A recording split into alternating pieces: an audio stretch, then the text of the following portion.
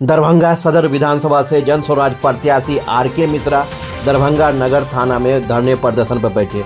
उन्होंने भाजपाई पर आरोप लगाया कि मैं भाजपाई गुंडों से डरने वाला नहीं हूं और मेरी लड़ाई मिथिला के आत्मसम्मान की लड़ाई है। ये आगे भी जारी रहेगी। गुंडों को खुलेआम संरक्षण दे रहा है। आपको याद होगा 1 नवंबर को इसी थाना क्षेत्र के हसनपुर चौक पर भाजपा के गुंडे ने मेरे साथ मेरे आवाज को रोकने की कोशिश की, मेरी आवाज को दबाने की कोशिश की, मुझे बोलने से रोका और भाग जाओ यहाँ से। स्थानीय को शर्म नहीं आया, पता करके उनके खिलाफ अभी तक कोई कार्रवाई नहीं किया। एक एफआईआर कहाँ है? एफआईआर तुम करोगे ना, पब्लिक प्लेस पे न्यूसेंस किया किसी ने तो इसका एफआईआर मैं करूंगा कि तुमको करना चाहिए, बेशरम थानेदार। और आज पुनः शिवाजी नगर में उसी बीजेपी गुंडों ने फिर से मेरे साथ बदतमीजी करने का प्रयास तब किया जब मैं बूथ से मोटरसाइकिल पे आ रहा था और एक पोस्टर देखा लगा हुआ जो नाजायज पोस्टर था, आचार संहिता उल्लंघन का पोस्टर था। मैंने उसका फोटो लिया, हमारे लोगों ने फोटो लिया, तो उसने आके हमारे उस ड्राइवर को फोटो लिया था, मेरा मुझसे चलाना ड्राइवर, उसको आके धमकाना मेरे सामने शुरू किया। मैं कुछ देर सुनता रहा, गाली देना शुरू किया, जमीन में गाड़ देंगे, समझते क्या हो? मैं सुनता रहा, मैं लगा भाई आप हैं कौन, क्यों धमका रहे हो,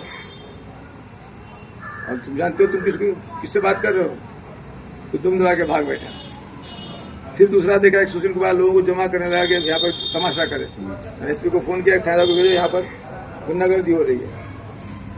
तो नाराबाजी करने लगा मेरे खिलाफ, पुलिस आई, मैंने उसमें सुशील कुमार को जो नेता था उसको हाथ पकड़ लिया, बोला रुको, अब भाग क्या रहा हो, पुलिस को देख के भाग रहे हो? मैंने थानेदार को उस आदमी का हाथ दिया कि ये तुम्हारा मुजरिम है, ये धमका रहा था, उसको ले जाओ थाने, मैं एफआईआर करता हूँ, एफआईआर करो मेरा। थानेदार ने उसको भगा दिया और मुझे कहा कि थाने एफआईआर कराओ, थाने पर जाकर एफआईआर कीजिए। मुझे वो थानेदार ने एफआईआर कैसे किया था सिखाने लगा। फर्द बयान होता है, घटनास्थल पर पुलिस को पहुंचना मतलब फर्द बयान लेना था उसको, उसके वजह हमको थाना भेज रहा है। डीजी रैंक से रिटायर्ड व्यक्ति को यदि थानेदार एफआईआर करना सिखा रहा हो तो आम जनता को क्या करता होगा भगवान मालिक है।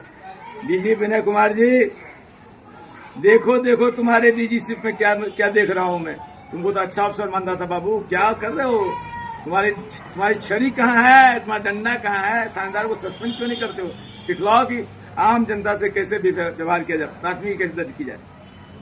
और मैंने मांग किया इलेक्शन कमीशन के कि जो आदमी माननीय विधायक का पालतू वफादार सिपाही हो, जो उसके गुंडों को संरक्षण देके गुंडागर्दी करा रहा हो, बूथ लुटवा रहा हो, वोट लुटवा रहा हो, ऐसे व्यक्ति के रहते हुए यहाँ पर इस थाना क्षेत्र में निष्पक्ष मतदान की अपेक्षा नहीं की जा सकती।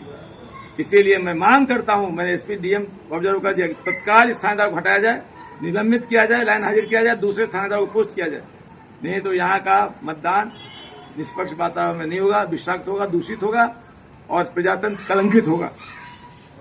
अभी दिल्ली भी इलेक्शन को लिख दिया हो। मैं इस तरह की गुंडागर्दी और संरक्षण और प्रशासनिक लापरवाही के खिलाफ नगर थाने पे अनिश्चितकालीन धरना पे हूं। जब तक चुनाव आयोग थानेदार को हटाकर निलंबित करके हमको सूचना नहीं करेगा तब तक मैं इसे जाने वाला नहीं हूं। मेरा डिमांड जगह जगह आ रहा है, लेकिन मैंने कह दिया एक साधे सब सदे, सब साधे सब जाए। इस थानेदार को छोड़ दूंगा तो दूसरे थानेदार पर उठाएंगे, इसको कुचल दूंगा, सारे थानेदार सही ढंग से काम करना शुरू करेंगे। ये दुर्भाग्य है जब एक भाजपा और एनडीए का नेता आता है, पूरे सड़क को बैरिकेड करके जाम कर दिया जाता है।